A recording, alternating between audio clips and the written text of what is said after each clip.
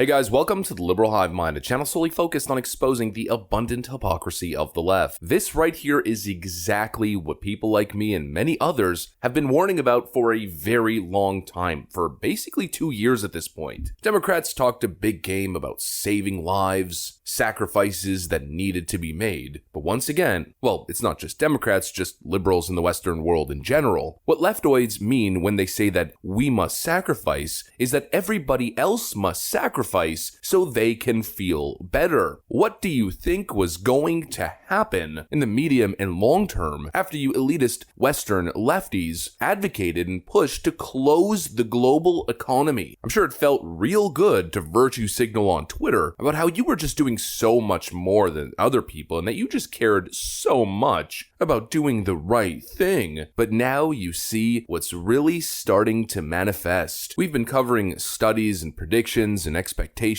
of economic collapse, starvation, world hunger that could possibly arise around the globe as we start to pay the piper, start to really face the consequences of what it means to shut down the global economy for basically a year, maybe a little bit longer. I have been sounding the alarms of what could possibly happen, the real ramifications for actual vulnerable people around the globe. And of course, leftoids never wanted to listen, because being a Western elitist leftist is about making yourself feel better and farming social media clout on Twitter more so than it is about actually saving lives or actually doing the right thing for the most marginalized, vulnerable communities. And the amount of damage that Western liberal governments have imposed on the world, we haven't even started to see the real repercussions. Folks, the country of Sri Lanka has just completely collapsed. This is what happens. Lefties want to talk about saving the world and ending human suffering, but it seems as though, like always, their naive, emotional, reactionary policies always cause more suffering in the long run instead of doing any good or helping anyone. And it's happening once again. Let me show you guys exactly what's going on because it is completely crazy. We got some stuff to get into, so let's roll the tape. Alright folks, so the headline is clear. Sri Lanka's prime minister says economy has completely collapsed. Sri Lanka's debt-laden economy has collapsed after months of shortages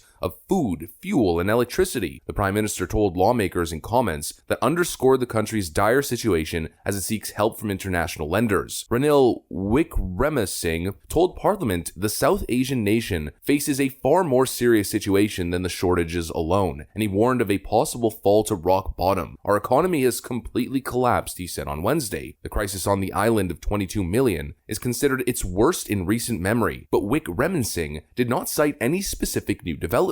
His comments appeared intended to emphasize to critics and opposition lawmakers that he has inherited a difficult task that cannot be fixed quickly. A lot of people, especially leftoids, don't seem to see what's going on here. This is the consequence of policies that you have supported. A lot of people are going to say, well, actually, it's all Vladimir Putin's fault. No. Is that a factor? Of course it is. Is it the only factor? Of course not. It's not even the main factor. This is the fallout of shutting down the economy, the global economy, for such a long time. This is what runaway hyperinflation does. This is what supply chain bottlenecks do. But of course, at the time, lefties didn't want to listen. You are going to cause massive starvation. Countries are going to collapse. People are going to miss out on important healthcare and medical treatment. The middle class is going to disintegrate. People will be poorer. The next generation, you, many times left-wing millennial, won't be able to afford a home. You're causing an economic disaster. We kept warning them over and over again. And what was the response? Well, if we could only save one life, then it was all worth it. I mean, absolutely stupid. We talk a whole lot about the Biden recession and American recession, but what's scary about what's happening right now is that it's not an American recession. It's a global recession. And of course, most of the conversation and what people are focused on is the retirement savings, cost of living within the United States. And of course, it's not looking hot, but it's looking a lot worse across the globe. I mean, Europe is in real big trouble right now. Germans are on a knife's edge, on the edge of not being able to power their homes, being completely reliant on Russian natural gas. And of course, third world countries who rely on commodities are the people who are getting wrecked the hardest. Thanks to inflation, supply chain issues, and the current gas crisis, Sri Lanka's economy has totally collapsed. A couple days ago, citizens were told that they can no longer buy gas from a gas station. Any citizen operated operated vehicle is no longer eligible to purchase gasoline in the country. And now people are facing a very, very grim reality of actual starvation as food shortages start to kick in. The country has completely collapsed, and this just happened yesterday.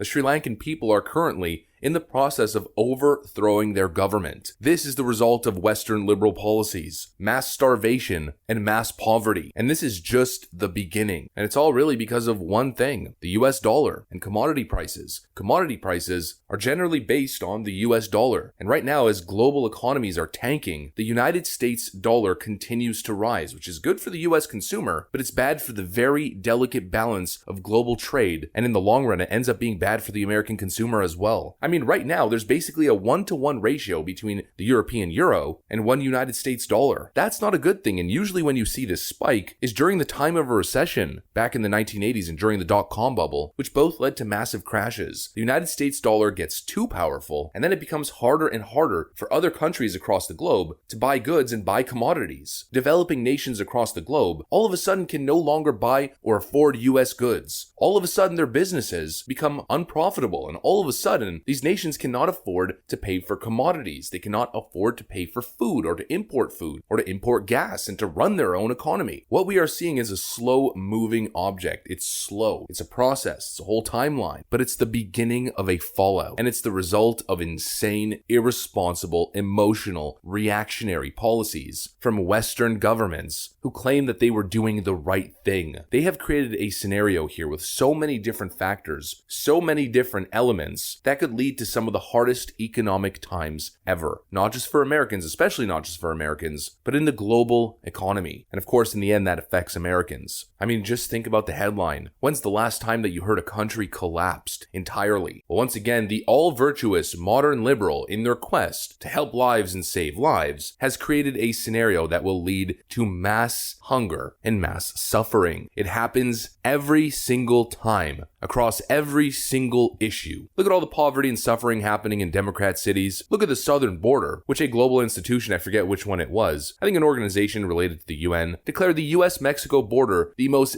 deadly land crossing currently in the world. I think in 2021, nearly 800,000 lives were lost. And that, of course, is just an estimate. It might be much higher than that. Everywhere the Democrats go, with their emotional policies, their la-di-da naivete, with the stated goal of helping people, they always do the opposite. Who would have seen this one coming? Shutting down global markets for basically 2 years. A real smart idea. There's definitely not going to be any long-term consequences that we have to pay for. No, of course not. An absolutely ridiculous notion. Thanks for watching, and I'll see you on the next one.